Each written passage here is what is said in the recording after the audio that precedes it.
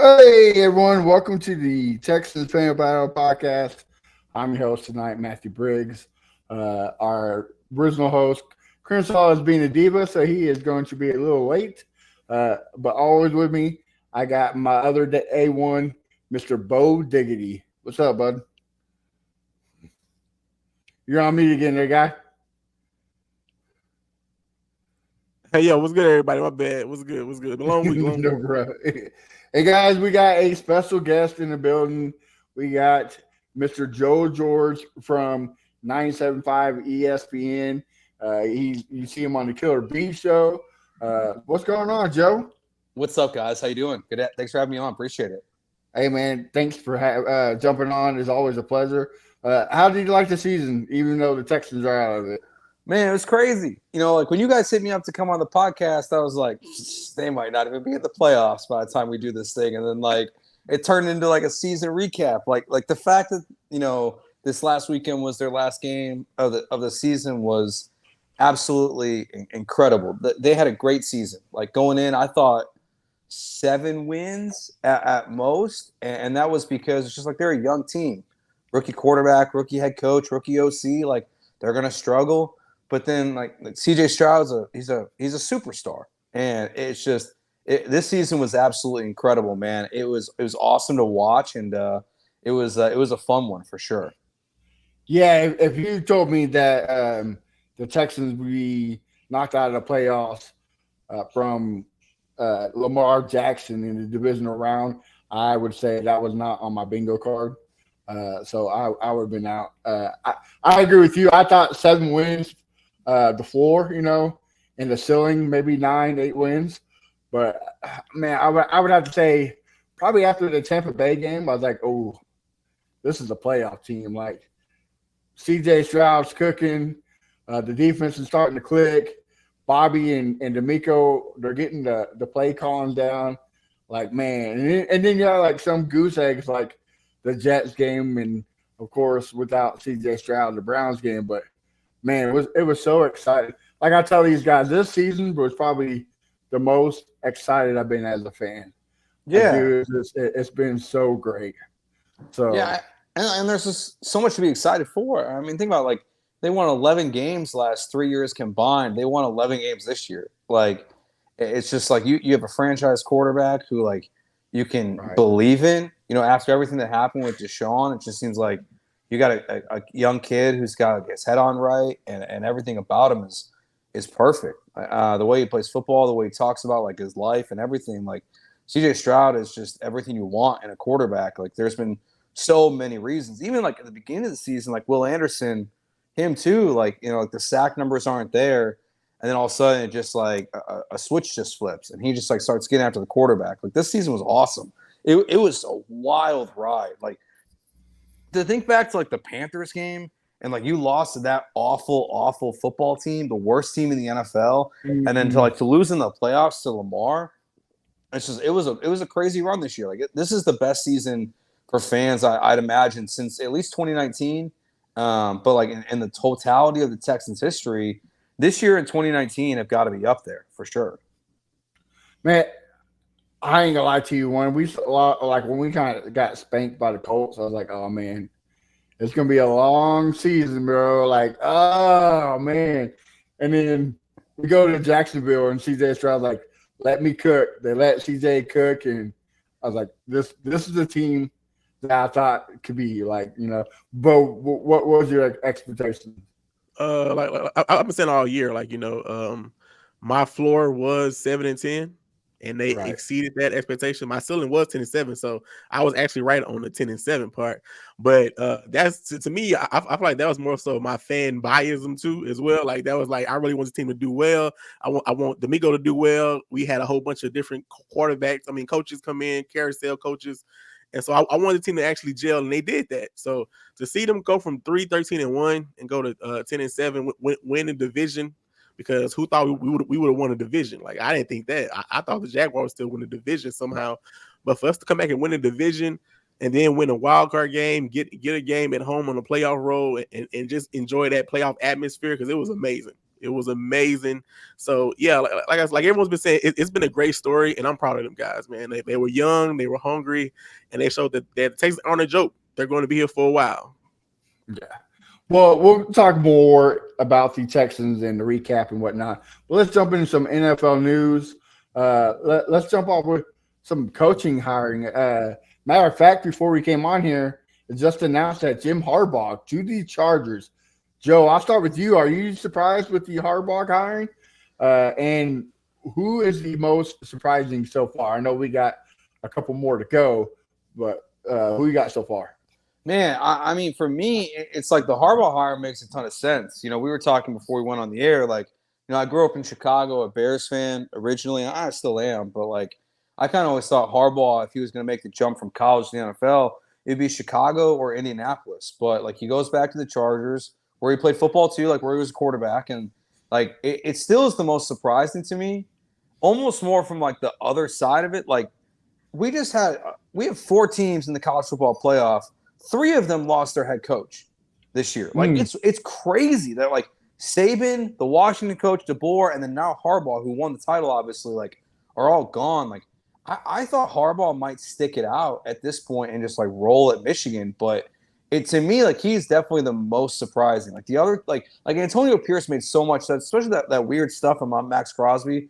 Like, Max Crosby was going to demand a trade if they didn't hire Antonio Pierce. So like, Harbaugh to me like was the most surprising. I thought he was just going to stay in college, but for Justin Herbert, like, I love it. It's great. Yeah, that Max Crosby whole situation, and then now him sitting out the Pro Bowl. Of course, we'll get to that more. That's just wild. But hey, I mean, if he wants his guy, maybe Pierce is the somewhat D'Amico Ryans, where all the players back him. He's great with the players, so maybe it's a good hire. Bo, what do you thought?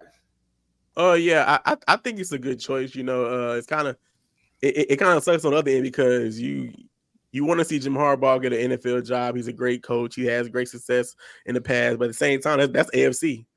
Right. Like we were okay with the Chargers being just okay, but now you're bringing in a mind like him, and you got a young quarterback, and I'm sure they're going to make some changes in the front off. I mean, in the scheme of things with defense and offense, so they could be contenders again, and we don't really need that. We got enough contenders in AFC, so it's gonna be interesting to see how he does with what he does with Justin Herbert, and if he can get the same kind of magic that he got out of Kaepernick them years. So I'm curious to see what happens, especially in that division with the Broncos, Chiefs, and Raiders.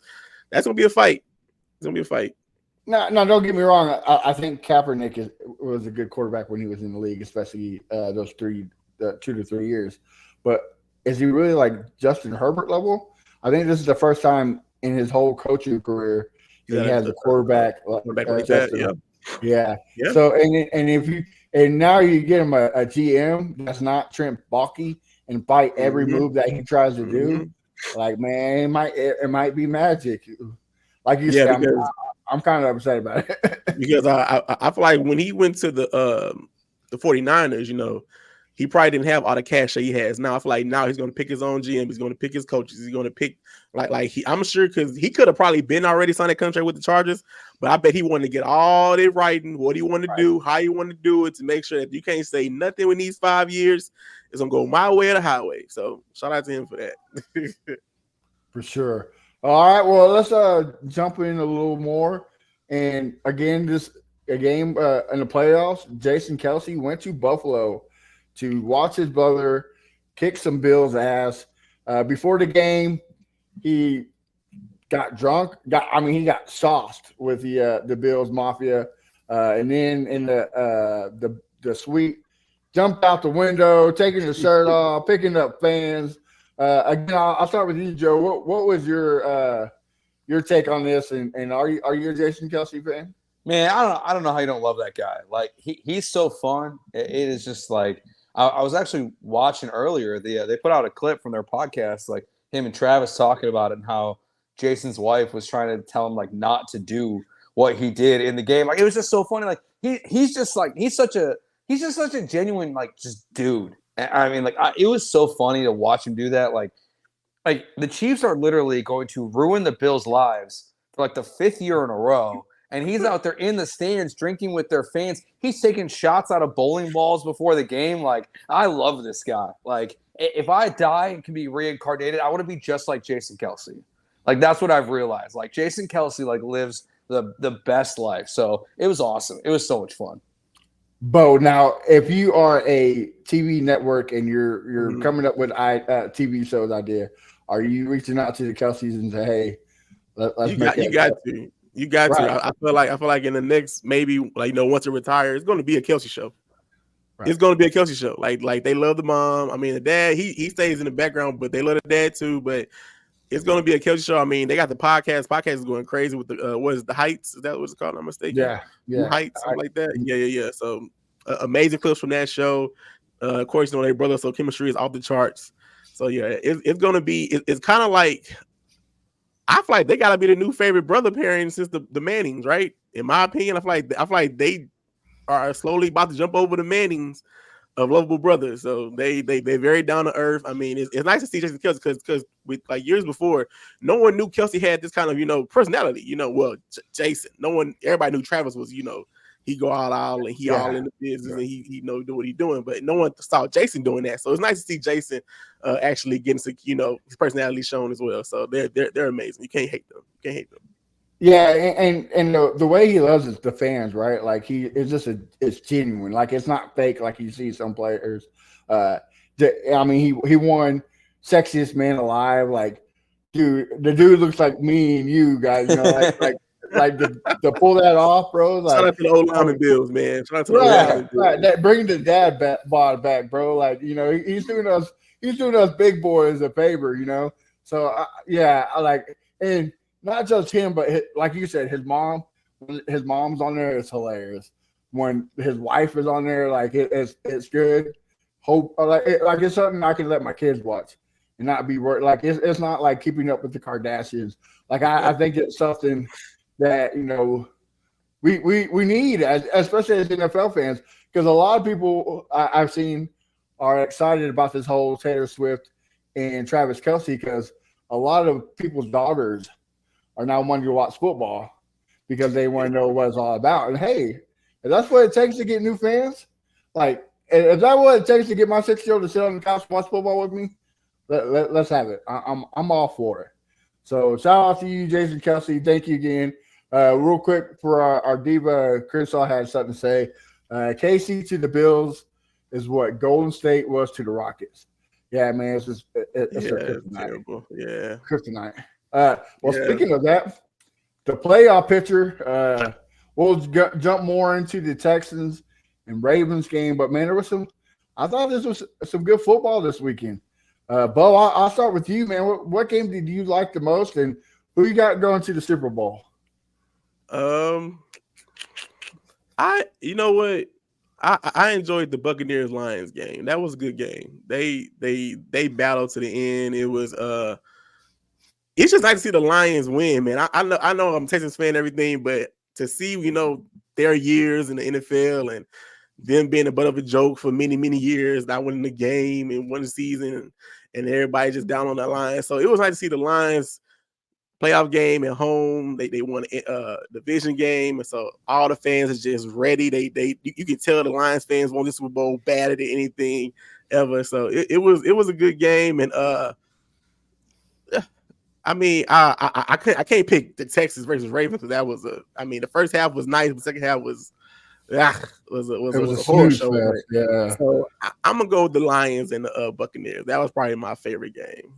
Okay. And who got going to the Super Bowl again? Going to Super Bowl. I got the Lions and the Ravens. Actually, I do not want to see Kansas City again. As much as I love Jason Kelce, I don't want to see Travis Kelce host up another Super Bowl trophy. I just can't. I can't deal with that right now. I just my heart cannot deal with Pat Mahomes, Andy Reid just holding up that Lombardi trophy. I just can't deal with it. Having some Patriots flashbacks, huh? Yeah. Joe, same question, man. What was the most exciting, and who you got in the Super Bowl? I mean, I think it's hard to ignore. Like Kansas City Buffalo was awesome. Like that game, like two of the best quarterbacks in the NFL. It was super fun. I mean, both those teams they played really great. Honestly, all 3 games besides the Texans games were really good this weekend. Like the Texans game was like you said, man, Bo. Like it was the first half was awesome. The second half was just a disaster. But the rest of the weekend was sick. Like it was a great wild card weekend. Like I think all 3 other games were decided within a touchdown. So, but like it's Patrick Mahomes and Josh Allen. Like you can't ask for much more. For the Super Bowl, that's a good question. I'm gonna go. I have a rule in life, okay, guys. I didn't bet against LeBron James until after he started losing in the finals or in the conference championship game. I didn't bet against Tom Brady. I'm not going to bet against Patrick Mahomes. So I'm gonna go Patrick Mahomes and the Chiefs. But I'm gonna go Lions, man. I'm gonna go Lions over 49ers. Like, dude, Jared Goff has got something cooking this year. Like, yes, he does. Yeah, they got. I don't know. Yeah, like I love Dan Campbell. It is that guy is so much fun to watch. The biting kneecaps, man. He's biting kneecaps. Biting kneecaps, man. Like, and maybe it's something about like D'Amico now, but like I'm loving all these linebackers coaching. You know, him, Dan, like Antonio Pierce, D'Amico, Dan Campbell. Like, I love this like linebacker takeover. So I'm going Lions Chiefs in the Super Bowl. Okay. Yeah, I need the Lions to win because that'll give me hope that the Texans gonna win one. Yeah, sooner or later, man. Because they these teams. I'm tired of seeing the Chiefs win. So give somebody else a chance, man. Somebody else a chance to win the trophy, man. I gotta go with the Packers and 49ers. Jordan Love, man, he's been on fire this playoffs and the last end of the season. The dude, like I've been saying, the Packer organization must have made a deal with the devil because it's ridiculous that 3 generational quarterbacks in a row, like you go from Favre to Rodgers now to Jordan Love, it's just stupid. I hate it, but I also you're telling me, man. Yeah, right. You used to be a Bears fan. You're telling me, man. Right? Like, you're a Bears fan. It makes me sick to my stomach that like they got another quarterback. I can't get one. Right. I can't get one. They got That's 3. How I felt.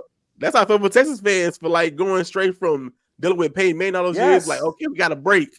And you tell me for the draft Andrew Luck, it's gonna be like you got a 1 year break while he had a broken neck. Like that's all you got. For real. But the Super Bowl, like, I want anybody but I want the Chiefs and Lions because I don't want the Ravens and the Niners because you got all these people. Oh, it's scripted. Oh, look, the colors is purple and red, so it's gonna be the Ravens and Niners. Like, bro. Put the paint down. Get your tinfoil hat off. Like it's not that serious. So give me look, Bo. I live in Kansas City, so I feel your pain. I hate it. Like they're like Cowboys fans up here, bro. Like it's crazy. This preseason, you have fans saying that Patrick Mahomes was going to have a bad year because the backups had a better QBR rating than he did during the preseason. Like, oh, that's great, bro. Like, I love me some CJ Stroud, but if the Chiefs say, "Hey, do you want Patrick Mahomes?" I'm like, "How much do you want? And when can we get him, bro?" Like, you know what I mean? Like, Patrick Mahomes is. But see, this is my thing, man. Like, when they had Tyreek Hill and Kelsey, I was like, okay, there's a juggernaut. You can't do anything about that. You can't do anything about a great tight end and a fast receiver doesn't go behind your defense like a blink of an eye. But once they let go of Tyreek Hill, I said, okay, there's a chance. He's going to be mediocre. And then he won Super Bowl. I'm like, all right, so maybe Tyreek Hill was MVP. And then this year, I say he has no receivers. He don't have a top 5 receiver, a top 10 receiver. He got a bunch of threes. And he still gets to the AFC Championship. So it's like it's like Joe said, you can't bet against him because the car he gonna always have a loaded deck. He gonna always have like the king, all the spades. He don't have all the spades. You can't do nothing about it. It's like Tom Brady. You can't bet against him. Yeah, especially Andy Reid. You can't do nothing about that. And the defense. See, that was the thing before when he won those early ones. Defense wasn't that good, so he was like, okay, if he had to drop 30 points a game, right. Right. And now the defense is amazing. So it's like, bro, what can you do, man? What can you do, man? And it's crazy. It's like they just like he's like flipped the script of Brady. Yeah.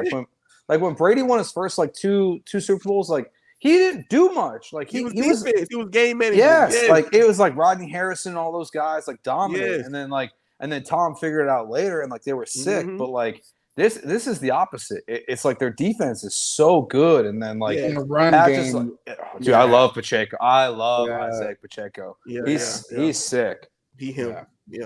Yeah, and the crazy thing is, it's not like Patrick's not, making the plays. He's getting the ball to receivers, balls, but they're just dropping them, bro. Like I was like, dude, if I was Pat Mahomes, I'd be one pissed off dude right now because like, how many game-winning touchdowns did he have, and they just drop it or get called back stupid penalties? Like, bro, you're costing me money, bro. Like, and yet they still in the AFC Championship. It's still in the AFC Championship. That's me, man. Yeah. He's like LeBron, man. He's out there proving the reason. I'm telling you, man. All right. Well, fellas, let's jump into some Texan news. Today, Will Anderson, CJ Stroud was named PFWA Rookie of the Year. Joe, you're our guest. Are you shocked?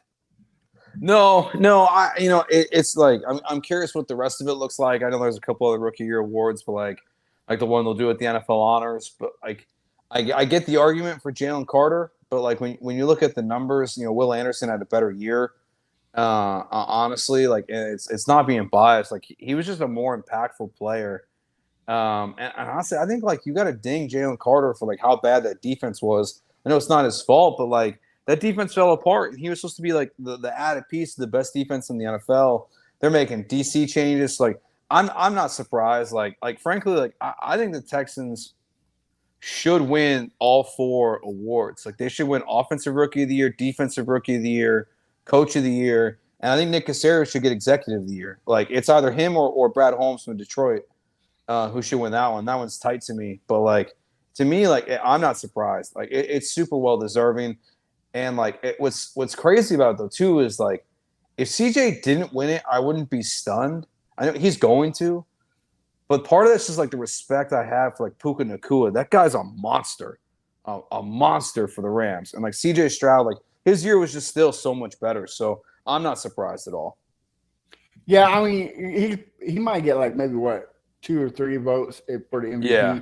But just to get his name mentioned like mid of the season that he was probably going to be an MVP candidate is crazy. Like you never hear that at all, And for him to come out to do that after, like we've been saying, 3 years of Davis Mills and what Deshaun did to us, it's refreshing. So, Bo, what's your thoughts on it, Bob? Yeah. You have to give it to CJ. I believe CJ. The NFL just, I guess, I don't want to say promotes, but they push quarterbacks when they're going to do a receiver, regardless of the award. I mean, like you said, Puka Nacua had a great year. You can't take no away from that because he had an amazing year. He was off the charts. I wish they would like do like a receiver award for him or something, a rookie receiver award for him or something. But it's going to CJ now with the whole Jalen Carter and Will Anderson. It's like Joe said, beginning of the season, Jalen Carter was all the rage. Everyone talked about Jalen Carter this. Will Anderson didn't really get the spotlight until toward the end of the season. And I feel like that recency bias is going to help him. It's going to help Will Anderson get the votes to get the Defensive Rookie of the Year. And like Joe said, the Eagles just collapsed. Like if Carter was still doing what he was doing beginning of the year, dominating, but he really disappeared. No one really talked about him toward like November, December, January. No one said nothing about Jalen Carter. I didn't hear that much about Jalen Carter. And plus, he already went to a stacked defensive line as it was. So I don't see how he gets to the award of Will Anderson Jr. Will Anderson Jr. came in. It was a little slow because I feel like he was learning his way and wasn't really, I don't want to say not going full potential, but he was just trying to figure out what works for him and what doesn't. So toward the end of the season, you saw his moves, finesse moves, spin moves, chop moves. He started working more and he started getting home to the quarterback. So I would say give it to Will Anderson Jr. and CJ Stroud. Why not? Because the Jets had Gary Wilson and Sauce Gardner that 1 year. Might as well give it to the Texans. Shoot, at this point. Yeah, and just because of CJ, like I know that this is not the reason why they're giving to him, but CJ Stroud's character is so humbling and it's fun to watch. Like I don't feel bad for Tyler Goodson because we went to the playoffs, but when Tyler Goodson dropped that ball, he started crying, man. Like he's a human just like us. Like he's emotional, and him, being religious. I know that's not some people's cup of tea, but it's a fresh breath air instead of, me, or whatnot. So for somebody genuine as CJ Stroud, it's refreshing.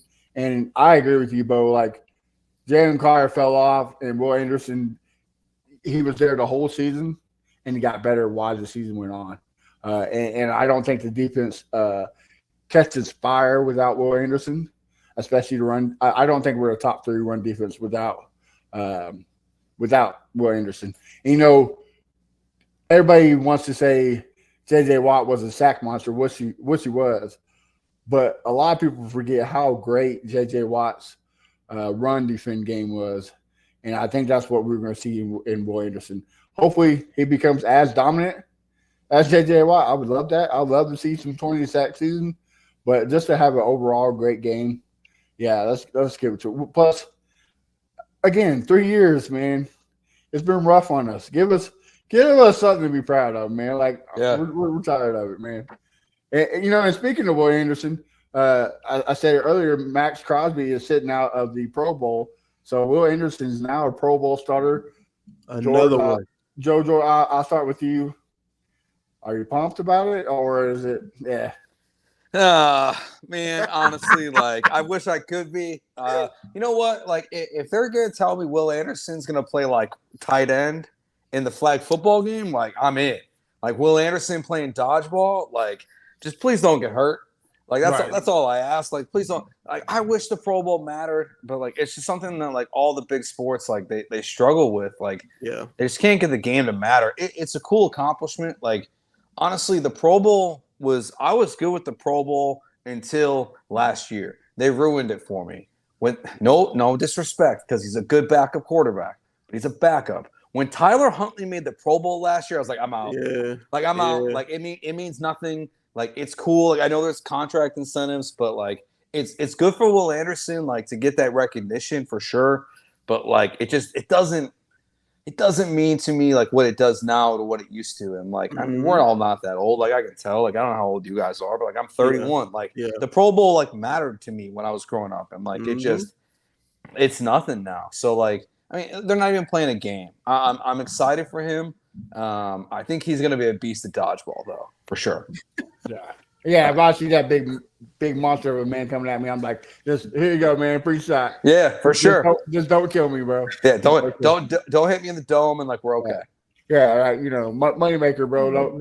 Can't hit. But what you thought? Yeah, I agree with Joe. It's not like it was back in the day. It was after Super Bowl, so it felt more like it meant more because to us the football was over with. So we still got the Pro Bowl. We got one more game, and they're going to be in pass, and they're going to actually hit each other. So I get it. It's a safety issue, I understand. So they made it more, I guess, appealing. So the little mini games, and it's, I guess, a little cool camaraderie. But yeah, I'm happy for him because, like you said, it might not mean nothing to us, but I guess it's going to be something with his contract time when he can say I was a Pro Bowler my rookie year. Maybe it helps him with endorsements. Maybe it helps him with sponsorship. So it's going to help him in the long run. But as far as like just straight for the NFL as just this achievement is amazing. I don't feel like it don't hold the same weight as it did back in the day, but it's a great accomplishment because we can say we got more than one Pro Bowler on the Texans right now. but it's like Joe said, it was years where Clowney was a Pro Bowl, and I was like, do not get hurt at the Pro Bowl, please. Yeah. Just do whatever you do, just don't get hurt, man. Like just go out there, have fun, run around, but please don't get hurt. Please don't get hurt. And who was it? Who was it? Carson Palmer? When Carson Palmer got hurt, I was like, I'm good. I'm good with my players getting. Like, don't get hurt, man. Just go relax and just be chilling. Go talk to the camera, talk to the fans, all that good stuff. But just be safe, man. Yeah, most definitely. All right, guys. Well, let's jump into the depressing part of the show. We had a recap Sunday, so a lot of the fans got to see what we thought of the game. So, Joe, let me get your recap of this disappointing loss, and what do you think we should have done different? Oh man, where do you start? It's right. Like first, like the offense just couldn't get going. Like that's where this game to me, like, and I know we'll talk about the offseason. Like this is like really like shows like where you miss Tank. You know, it's like just that other receiver to like make things easier for CJ. They were just missing it. And like the offensive line, as good as they were this year, like it was tough. And the hardest part about this game is that you can't fix Patrick Queen and Roquan Smith. Like they're probably two of the best inside linebackers like in the NFL, and like they're on the same team, flying around the ball. Kyle Hamilton, like they're just monsters. Like the biggest thing I think, like if you're gonna look back, is like the first half of the game and in week 1, like they did a really good job containing Lamar Jackson. And then I don't know if it's when Christian Harris got hurt, but like something changed in the second half where like he was cooking and getting 20 yards, 15 yards on the run all the time. And like, and your offense just wasn't getting anything going. So your defense got gassed. And it's just, it kind of felt like everything that went wrong without turning the ball over went wrong. And like, and so I guess the biggest thing too, like I haven't mentioned yet, I'll point to, we were doing a watch along on 97.5's Twitch. And we were playing a game at one point of like, who's the penalty on? Like it was just like, it was like which offensive lineman is jumping off sides this time? Because it was, the first one was easy. It was Laramie, like always. But then like after that, it was like, who is it on next? And every single offensive lineman besides the center and then went off sides. Yeah, and on defense too. Like, it's just so many pre-snap penalties. Like that's got to be like number one. On a positive, like that's why I think it's good they played in this game, guys. Like, you know, like you got to play in an environment it's crazy. Like you got George Fant pointing to his ear on camera that he can't hear. Like D'Amico, CJ, this whole team, they learned a lot from that game, I hope, you know, in terms of like dealing with a crazy crowd. So not a lot of positives, honestly, in that one. But it was tough. Steven Sims was great. I love the high step. Yeah. Like, I mean, that's the only positive, right? The only highlight we got. Yeah. That's why I told the guys on Sunday. I said, man, this shows you the youth of the team. Like they don't have the experience of a big playoff team, not yet. I mean, we'll get there hopefully, you know. But this can show you that, you know, we weren't ready for the environment, or I guess let's be frank, you know, the talent that we play against the Ravens was just excellent. Like I'm top to bottom. The defense was great. Everybody can say that the Browns was the number one defense. But to me, I think the Baltimore, they had the better defense for sure, and it showed. Like Cleveland couldn't stop C.J. Stroud, Baltimore did, and they had a game plan. They got it cooking. Bo, is there anything you want to add to this game? The only thing I want to say is that I don't know what it is about Houston sports, but they always leave us with like an embarrassing a stat line or something. Like with the Rockets, it was the missed 27 threes in a row. And the Texans, man, of course, you can also go back to the Chiefs where they came back from being down 24-0. But I felt like, I guess it didn't really register to me till Monday when I got those comments like, y'all didn't even score offensive touchdown. I was like, oh my God, we didn't score an offensive touchdown. It was only a special teams touchdown. So, so it's just one of the things, man, where I felt like I wish we at least scored. I wish we would have at least scored one offensive touchdown because they're gonna hold it over our heads forever. Y'all didn't score one touchdown on the Ravens defense, so. It is what it is, man. And it's just things like we all know it, but we're the youngest franchise. But 0-5 in divisional rounds, man. Divisional round, we have not won one divisional round game. But I have a lot of Colts, Jaguars, and Titans fans. They always brag about, we've been to the AFC Championship game. That's cool, man. Like I don't mind not making it to the AFC Championship game because if I go, I want to make sure I want to win. Right. I don't want to be third place runner up. Like I want to be numero uno. Like put me in the Super Bowl. Like I don't care about making it there. I want to win there. Yes. So I'm not too upset about not winning the divisional round because like we've been saying, watching CJ Stroud, the future is bright. Like I'm excited. I'm excited for the things to come. I think we got our forever coach. You know, we got the franchise quarterback. It's exciting. It's so exciting that this game was the most viewed game. I think they said like 4 years or 5 years. So, I mean, that's just testament of what this team can be. So, I'm excited. Joe, is there anything you want to add to this game?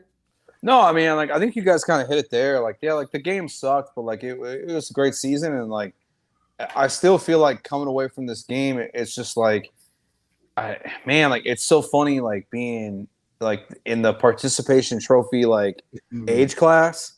But like, I kind of feel like that way in this moment. Like, it's like you're the second worst team in the NFL. You won in 2022, like you won a playoff game in the 23-24 season. And then, you get dog walked by the Ravens, but like it was a great year. And like, so even though like that game was still so bad, it's like there's still some, like it was 10-10 at halftime. Like, like you're still in that game. Like if CJ Stroud, like, like I know there's that like the double reverse flea flicker thing they were doing or whatever. Like, if CJ Stroud like makes a better throw or George Fant makes a better block, that's a touchdown. And like, and who knows where the game is, at that point. So it sucks. Like that game sucked. There's really no other way to say it. But like, I still like the future is so bright. Like it's all right. And like you said, man, if we had a Tank Dell, or another weapon, or even if Dalton or Schultz could catch the ball, I'd say a glimpse of a running game, right? Like half of a running game, not even a running game if the blocking can be there, bro. Like Singletary can make something out of nothing, but you got to give him time to do that, and they didn't give him nothing. And the offensive line didn't give up no sacks, but 13 hurries? Yeah. That's insane. Yeah, CJ was fighting for his life the whole game, man. Yeah, I don't think he was comfortable with not one point dropping back. Like every time I saw him drop back, he running to the right. I'm like, oh, okay. All right. And to me, it was like that Tampa Bay versus Kansas City game. Oh, yeah. Where in the Super Bowl where Pat Mahomes was running a mile around and making crazy throws.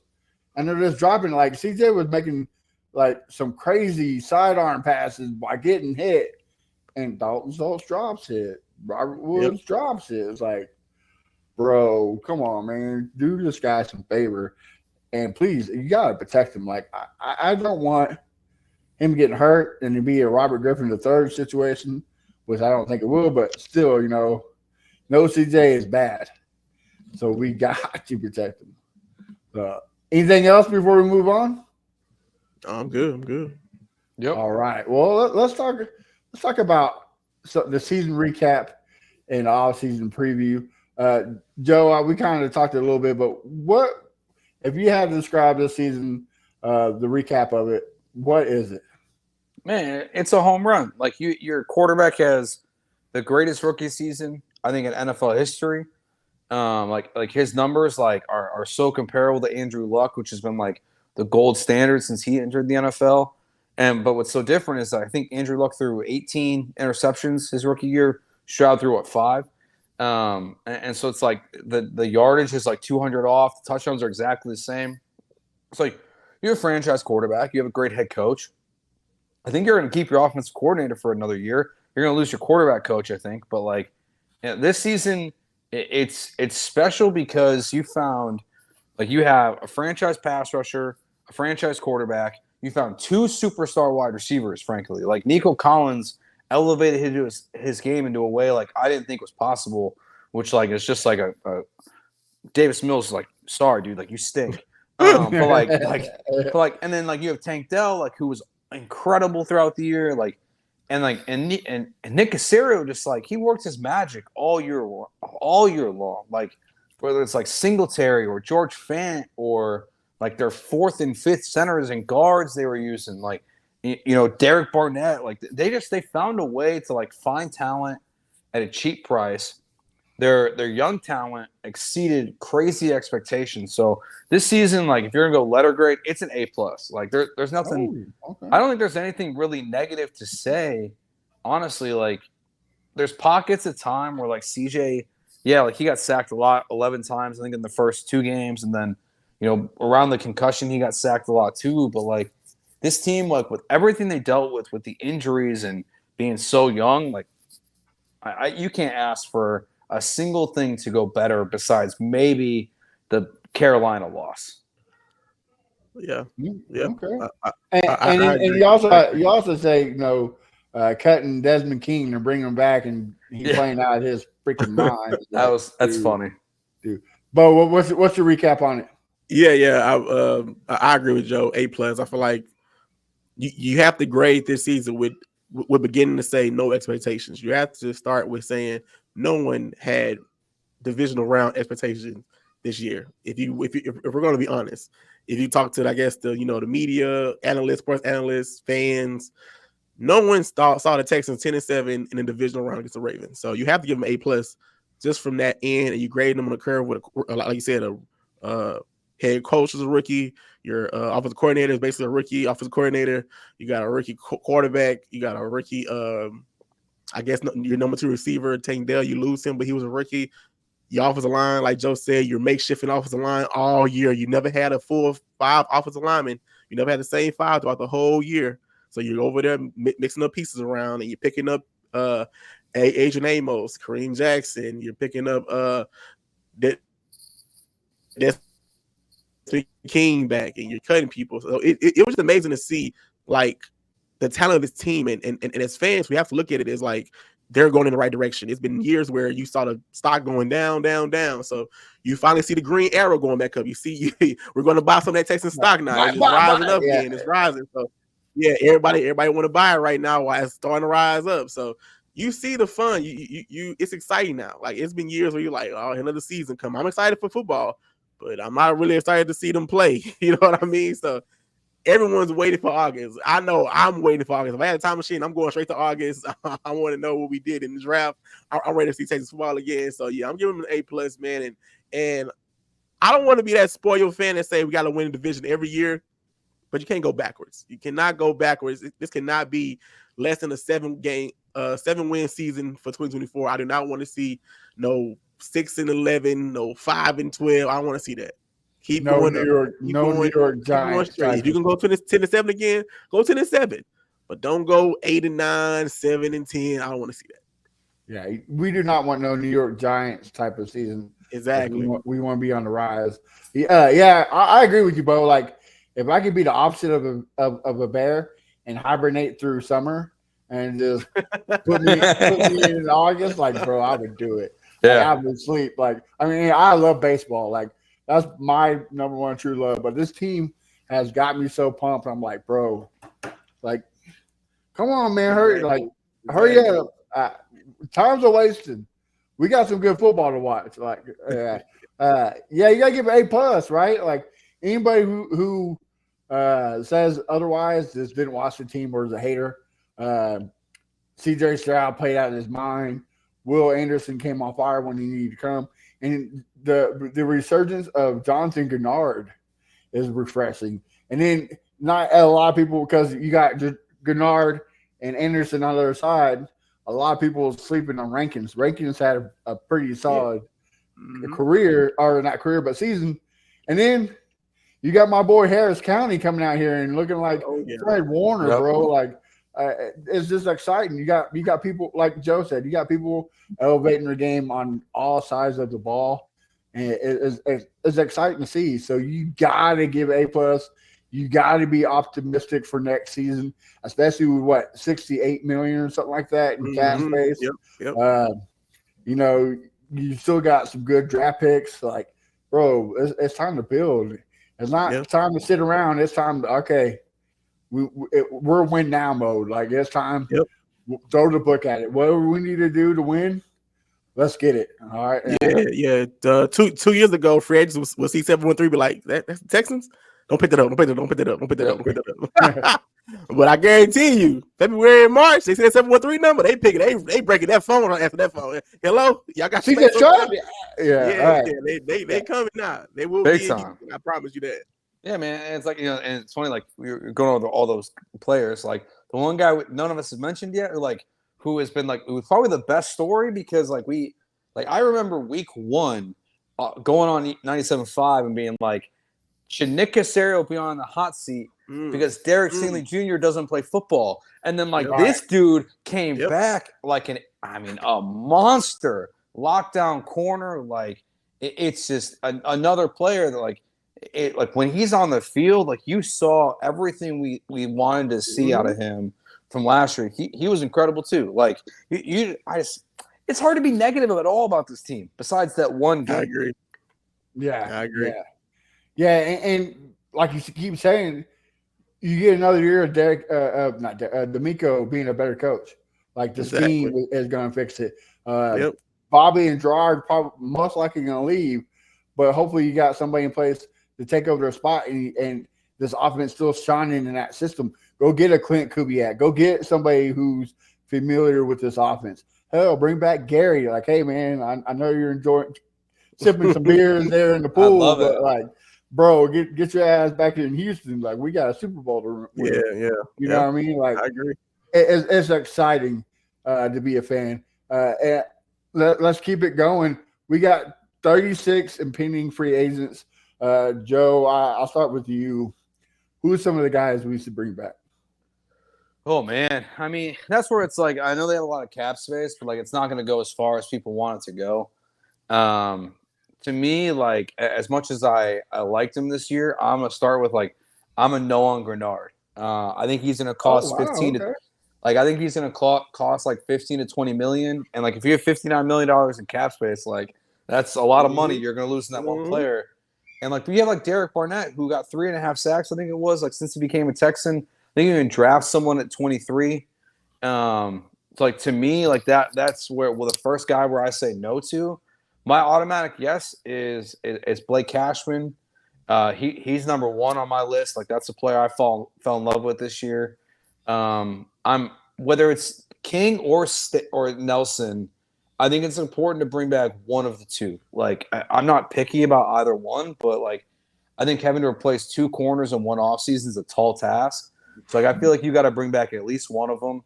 And then like I'm kind of a mixed bag on Schultz. Like I know he's the big name. Like he has the dropsies a little bit. I'm curious what his market's going to look like. Like if you can get him a reasonable deal, like I'm all for bringing Schultz back. But like to me, like Blake Cashman, I can't remember if it's Rankins or Collins is a free agent. One of the two is bring them back because I think those are both good players. You want to have both those guys on this team next year, and then either Nelson or King for sure. All right, Bo, what about you? What you got? Yeah, I agree with Joe about the whole Grenard. Injuries, man. I just, your best availability is availability. Your best ability is availability. So if you can't stay healthy, what's the point of me giving you all this money just to keep you here? You know what I mean? Like I feel like yes, it's nice to have two bookends to go get the quarterback. That's cool and everything. But if you can find the edge or trade for one, get one in the draft, I say go with that one. Go with some fresh legs and see what you can do. Pair him up with Will Anderson Jr. You got two fresh legs on the edges now, and you don't have to pay them no crazy amount of money. I would love to see Nelson come back, but I feel like it's probably gonna be a standstill in the whole negotiation with that because he was even mad beginning of the season before he had a great season like this. Before he had a pick sixes and interception. So I can just imagine what that's gonna be like with Nick Caserio and Steven Nelson. So that might be far-fetched as well. He might go somewhere and leave if he don't get the deal he desires. So yeah, if you do lose Nelson, bring back King. I feel like King fits well in D'Amico's system with blitzing off from the cornerback nickel position. So you need to have him. I love Cash, but toward the end of the season, I guess injuries bit him a little bit, so he really couldn't keep up with tight end like he did in the early of the season. But he's a hell of a player. He showed that this year that he's worth some money as well. So it's just hard when it's a whole bunch of 1 year deal people on your team and they all just go crazy at the exact same time, especially with this defense. Yeah. So my vote is let Grenard walk, sign back Nelson. If Cash walk is fine, because I feel like we got Toa, Harris. I like him too. Perriman. So I feel like they can work with that. I don't know. Is Perriman a 1 year deal? I think he is too. Like I think yeah. I wouldn't be. I mean, of course, it's gonna hurt to let Cash go, but if it's not possible, then I think we'll be okay. But is Singletary a 1 year deal? Yes. Oh yeah, he is. Ooh, I need to do offense. So like offense is like Schultz, Noah Brown. Yeah, offense. Yeah, Schultz. Let Schultz walk. Yeah, I'm pretty okay. I think get a rookie tight end in here. You probably get more out of rookie tight end than Schultz. Like Crenshaw said, go get Noah Fant. That dude secretly balled there in Seattle. Interesting. Very interesting. Yeah. Yes. Yeah. He is super talented and like has been very wasted underrated. in 2 stops. Yes. But there's one guy we guys haven't mentioned yet. Who? Kaimi Fairbairn. Oh, you bring him back. You gotta bring it back. Even if it's the franchise tag, I bring it back Kaimi Fairbairn. Like we saw the Patriots do it. Like I will franchise tag my kicker. Like he has to come back. Bro, I'm doing like I do in Madden. Look, I give you 7 years for $2 million, bro, a year. Like after experiencing Matt Amendola, I'm doing whatever I can to bring back and Johnston. You gotta keep Kaimi. Yeah. And Johnston, like you gotta keep those. You gotta keep the. I think they're both free agents. Yeah, you gotta keep Johnston too because he's a hell of a punter. The 3 main guys on the special teams: John Weeks, Johnston, and Fairbairn, are all free agents, and you bring them all back. Like I think I agree. You're right. And I agree with you. You gotta bring Singletary back, just because he knows the scheme. And if you go get, I know everybody wants Josh Jacobs or Saquon Barkley. I just don't think the cap is big enough for getting those guys. If you want to keep getting other pieces, and I don't know why you want an old running back. Well, I don't say old, but I don't know why you want a running back that's been being shelf life is right. Like, go get a rookie, right? Go get a rookie, and that's another reason why you keep Singletary, right? To help that rookie grow. So that's I say you bring Singletary. I agree. I kind of agree with you guys. If the Cashman is the right price, you bring him back. If not, same thing. Like I would entertain Gennard, like, hey, all right, man, look, for sure. You've been here 3 years. You only played amount of games. Like, come on, man, help us, help you. Like, even if it's for a 1 year deal, like Casario is notorious about like 1 year, $8 million or 12. I know it's not going to happen. $12 million. Like, do it. What's it going? But not even so much about the Grenard deal. I need Nick Casario to do is politely invite Larry Tunsil and Titus Howell to his office and say, "Hey, man, I need some of that money back." Big time. Like, I need that money back. I don't care what we got to do. We got to slice it up, put some on the back end, give you a bonus. I need some of that money back. As many as false starts you took this year, we're going to take $1 million off. You got to, man. You got to knock out. Bro, he'd have no money left if you did that. Look, we see the Saints do that all the time. Like they have no cap space. Then it's all like the Rams work all these deals and like make them signing bonuses. But Titus, Shaq, and Tunsil all should be given money back. Honestly, I agree. Yeah, and you're right. Like the Rams, they do it. The Buccaneers, like all these teams that have made success into the playoffs, they do their cap hell, but somehow they just like. If Tunsil will put half the effort he put in pass blocking and run blocking, it'll be a scare offensive line. Oh, most definitely. All right, we're about to get to the best part of the show, but before we get there, Joe, what is one draft pick you like us to get and one free agent you like us to get? All right. Draft pick. Honestly, I'm gonna go tight end here. I don't know where we're gonna have to take him because I know Bowers will be gone. But what is it? Sanders, the tight end from Texas. Yeah. Like I think he's a special player. I think like that's one spot. Honestly, him or Jonathan Brooks. Like I know Jonathan Brooks is coming off a torn ACL, but like I think he's a good player too. So like either like the Texas like tight end or running back, I think makes a ton of sense. Wide receiver. I'm gonna give you a caveat here. Okay, I'm gonna let out my anger and my frustration as a sometimes Bears fan. If Jalen Johnson and the Bears cannot get a deal done, you pay that guy a boatload of money to come here, and you have the best cornerbacks in the NFL. You gotta go Nelson. Yeah, Nelson's got to go at that point. Never do it, Nelson. Now, if the Bears, everybody except Stingley's got to go for John. Yeah. You know what I mean? Yeah. Like, yeah, absolutely. But if the Bears, if they keep Jalen Johnson, the guy I'm most interested in, honestly, I don't think he's going to get a ton of money. I would love Michael Pittman. Like, I love the wide receiver room already, but like the idea of adding like Michael Pittman to Nico Collins and Tank Dell, like it seems impossible to do that. But like he's not going to get T. Higgins money, So like I think he might be gettable if he doesn't get tagged by the Colts. So that would be like probably my 1A and 1B, honestly. Okay. Bo, same question. Draft picks. I haven't done my research that well. I'm guessing if we do not bring Dalton Schultz back, we need a tight end. But do you take that in the first round? If Bowers is gone already, probably not.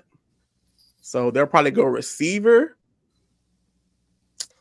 I've been seeing Keon Coleman go bounce around, the mock drafts and whatnot. Mm-hmm. But I guess a receiver really doesn't matter. Just give me a kid that's going to be explosive and not be like Robert Woods running in sand and can catch pass, So I'll take a receiver in the draft.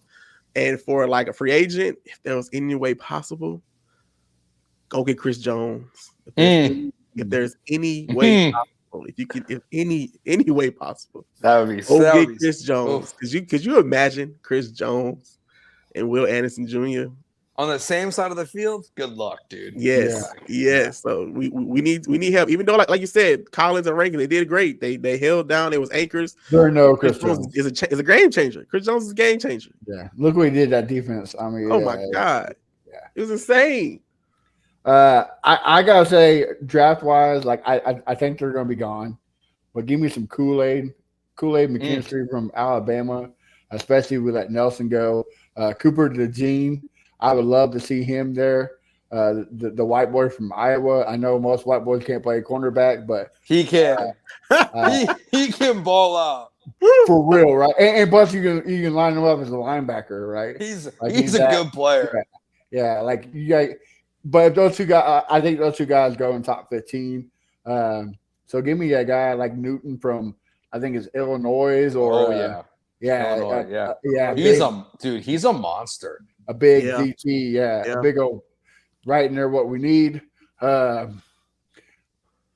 agency.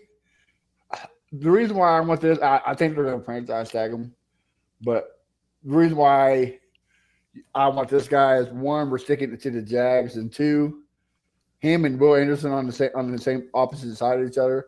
Give me some Josh Allen, bro. Like, gosh, Allen. Man. Interesting. I wouldn't pay Jonathan Gennard $20 million, but if you give me Josh Allen, I'll give him $20 million. Hell yeah. With him and Will Anderson, bro, you're eating. Like it reminds me of the days of Derek Brooks and Simeon Rice. Like either way you go, you're going to get a sack. So, gotcha. You got to get that to me.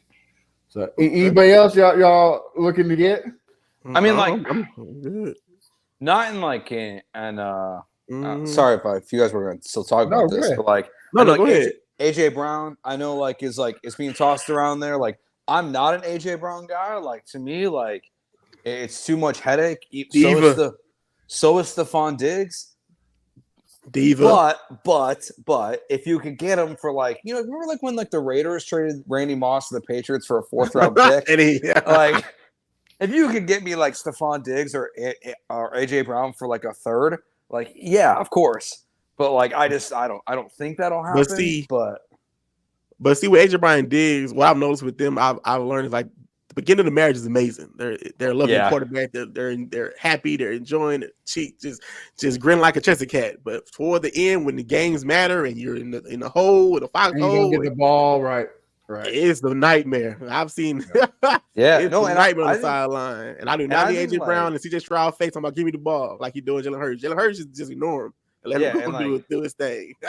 and CJ would just be like, dude, well, like, I'm the best quarterback. I'm a top 5 quarterback in the NFL. Like, I'm going to throw it to the guys that open. And, like, AJ, if you're not open, like, you're not getting the ball. So, like, that's what would be tough. He's like, I'm going to go pray about it. All right? But, yeah. I want Mike Evans. Like, I know everyone's like, he's too old. Yeah. But the dude has not had a 1,000 under 1,000 yards. Come on back to Houston area. Yeah, come back home. Like, could you imagine Mike Evans teaching Tank Dell and Nico Collins, hey, look, this is what you need to do. And 13 available, right? No one's got 13. 13's available. Right. Like, no 13 available, Mike Evans, if you didn't know. And then you got the 713 connection, bro. Oh like, my goodness! Bring it back. Oh yeah, because Tank was supposed to be 13. That's right. He's supposed to be 13. He gave it. It's like God knew. He's like, hey, look, Tank. Yep, he knew. He's at 2024. Mike Evans coming. 13 got to go away. Go number 3, Tank. Yeah, I would love Mike Evans. He whispered to CJ. He's like, hey, CJ, tell Tank to take 3. Tank number 3. Next year we'll bring Mike Evans into everything to be graceful. That'd be nice. That'd be dope. I would love Mike Evans, like, because like he's gonna be shorter term than like T. Higgins, Michael Pittman. Like it's gonna be like a 2-3 year deal. Like, a lot of money, but like, you're right. It's like, but like, man, like he's so good. Like Mike Evans on this offense would be incredible. Mm-hmm. Crenshaw thinks he takes away from Tank. I don't. I think it'd be like I think he opens it up for Tank because you're gonna double team Mike Evans. Yeah, who are you gonna double team Evans or Collins? So it's gonna open up for Tank. Or double team Tank, and it's gonna open. I'm like, it's a 3-way monster, bro. Like, and then the way Bobby, well, if Bobby's still there, his offense sometimes there's only 2 receivers on the field at a time. So hey, maybe they can rotate. I don't care who get in. Just stay healthy. I would like view it this way: is like if they sign a big time wide receiver, then like I think there's a really good chance that you're gonna have Brevin Jordan and then like a specific like blocking tight end on the team. So it's like all the targets that were going towards Schultz and Noah Brown and Robert Woods would then like go like be dispersed between Tank Dell, Mike Evans, and Nico Collins. I agree. Like, that's why it get works. the ball to Schultz in them. I agree. Yeah.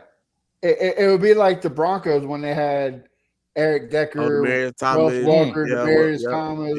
Like who Thomas. Emmanuel Sanders. Like, who are you gonna get beat by? Like, who are you gonna get beat by today? Right. Like, I mean, in Arizona with Larry Fitz and Bolden, like, bro, I would take that any day of the week, man. So, boy, guys, before we end the show, there's a fan favorite where we get to ask Mr. Joe George some questions. Bo, I'll start with you. You got a question for Mr. Joe? Let me see. What made you decide to get into radio? Like, was it something you always wanted to do, or was it just like a last second thing, or did you see someone talk to you about it, or how did that happen? All right, so I remember my dad. He's an English teacher and like a theater director. So like when I was in high school, I did like plays and musicals and stuff, but then played football as well. But like I remember like my dad, they did an open audition for the public address announcer for the Cubs. I remember my dad doing that, and I was like, oh, this is really cool. And then they're like, when I went to college, and I was like, didn't really know what I wanted to do with my life. And I was like, man, I listen to the radio all the time. Like, the score in Chicago is like was literally started the day before I was born. Okay. So like it's just like I like grew up on sports radio like as it was like peaking, I think in Chicago. So I was just like I think this is what I want to do. And like I was going to school to be like a teacher. And then it was like, this is stupid. I was like, this is too much work. I was like, I'm gonna do radio. Honestly, like, I did it because I was like, I'm gonna dick around in college. Like, there's no other way to put it. Like, I was like, whatever. Like, I'm gonna get a degree, and then like I did it, and I fell in love with it. So it's like a combination of like public speaking and like sports that I loved, and then just like kind of stumbled my way into it. Honestly. So you're born and raised in Chicago? Yeah. I lived in Chicago until I was 23. So So I moved to Houston in 2015. Okay. For like my first my first radio job was in 2014 at WGN there. They used to be like the home of the Cubs, and the Blackhawks. Like that's where I started. And like right after I graduated, I got an offer to move to Houston like March of 2015. Okay. So I've been down here for like 9 years, like April 1st. So my last question is, I know you probably get this all the time, but I've heard mixed reviews. People say yes, people say no. But as a native Chicago pizza. All right. Yes, no, thumbs up, thumbs down, Chicago style. What you got? Chicago deep dish, thumbs down. See, that's that. Yep, that's how I know you're native. That's because it's like y'all say that. It's tourist pizza. It's tourist pizza, and it's like celebration pizza.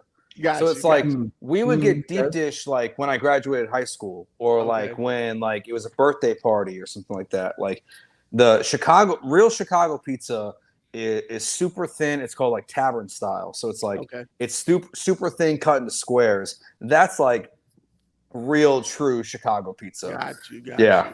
Okay. I mean, I still like deep dish and but I don't miss it. Like I don't when I go back home to like see my friends, like I don't go get deep dish pizza because I'm not waiting 45 minutes for a pizza. Like it's not for me anymore.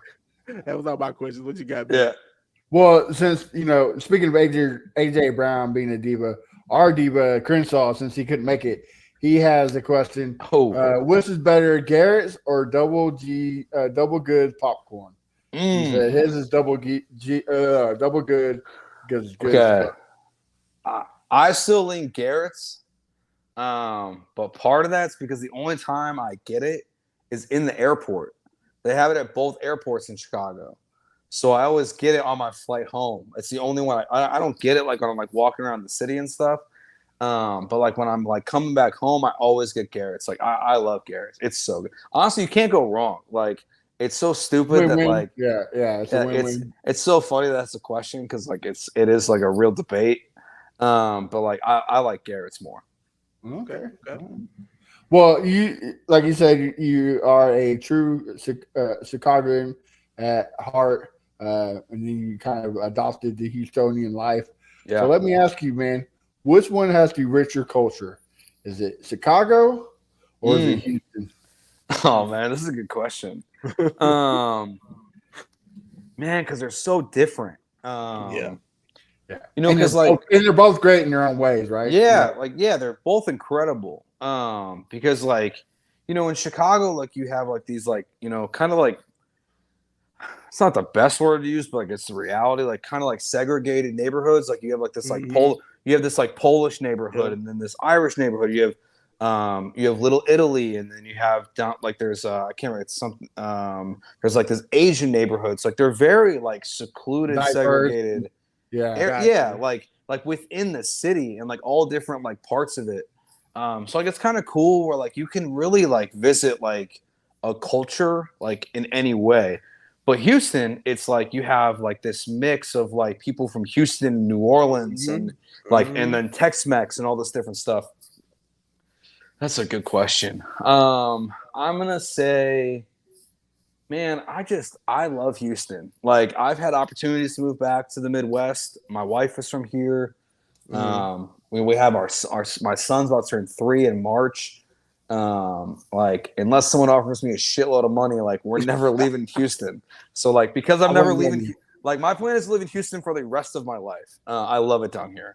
So like I guess my answer is Houston, honestly.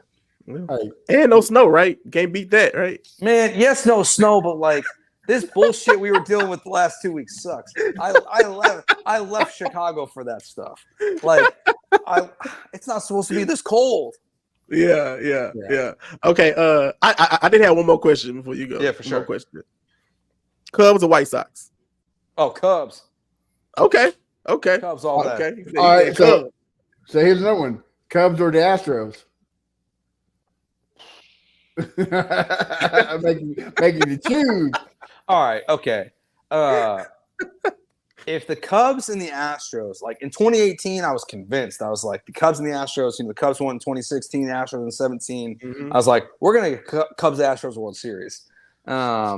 If the Cubs or the Bears play the Texans or the Astros, I would always root for the Chicago teams. Like, I am like, I love the Texans. I love the Astros. The Astros were like the team I adopted first, and like the Texans have like, I'm the definition of bandwagon fan. Like there's no, I don't hide it. It's who I am. Like I've been in Houston for 9 years. Like I'm a bandwagon fan, but like I'll always choose the hometown team. Like always. Yeah. Like you can't not. Like there's no hate for that, bro. Like when the Bears come here, the Bears are playing in Houston next year. Like I'm gonna be at NRG at a Caleb Williams jersey. I think. We'll see. But maybe it's just I still have a Justin Fields jersey, so like maybe I'll wear that one. I don't know what I'll be wearing, but I'll still root for the Bears that one game. But I've got lucky. Like it's like my favorite part about this move for me as being a fan is like it was easy. It was easy to be a fan of both of all these teams because, like, the Rockets and the Bulls, like the heyday was the 90s. It's been middling since. You know, it's like Derrick Rose and James Harden like can't win it. The Texans and the Bears, great defense, shit quarterbacks. Like it's like they're the same franchise. And then the Cubs and the Astros were like both these teams tanked out at the bottom and then won World Series. The Astros just won more. And every other fan base hates both teams. Like everybody hates the Cubs, everybody hates the Astros. Like so like it's like it's just like really with the Texans and the Bears specifically, it's like the until this year for CJ Stroud and a little part of Deshaun, it's always been like great defense, bad quarterback. So like I get Texans fans. I've lived it my whole life. Right. You know it. I don't own a lot of jerseys that are not Houston Texans, but I do own the Chicago Bears jersey. Can you guess what jersey I got? Can I get like an era? 2000s. Defense. Yeah, Defense. I think I know. What is it, Bo?